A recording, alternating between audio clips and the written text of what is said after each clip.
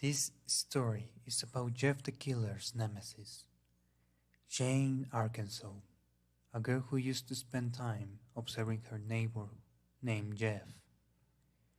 His family had just arrived, and she was curious to know about him. Jeff and his brother Leo found themselves in the middle of the fight, a gang which always bothered them. The fight was going bad, but out of nowhere, Jeff looked at one of the gang, almost killing him. The police arrived and blamed Lou. Jeff looked different from what Jane was used to see, because he had a bored face and a somewhat twisted smile pretending to be happy. Jeff and Louis were observing and Jane was watching Jeff. One day, the neighborhood organized a party. The gang arrived again and they kicked Jeff on the ground. At a certain moment, they took out pistols. It was evident that their intention was to kill him.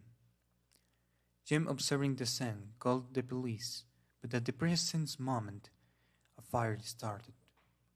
The gang pushed Jeff into the fire, and then he, burning in flames, sat out at the roadside with a twisted smile. Jane fainted and was taken to the hospital as well.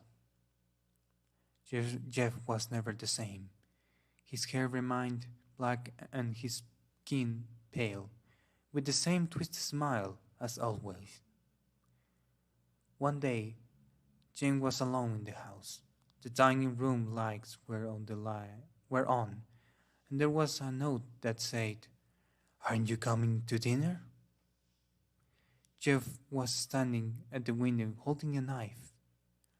Brave Jane went at his home with a knife, but after a few minutes, she fainted by seeing Jeff.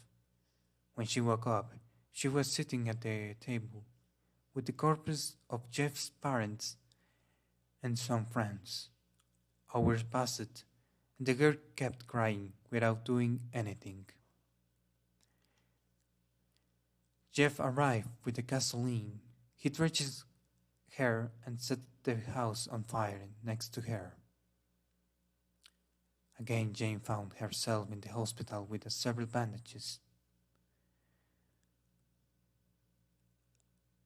A package arrived for her.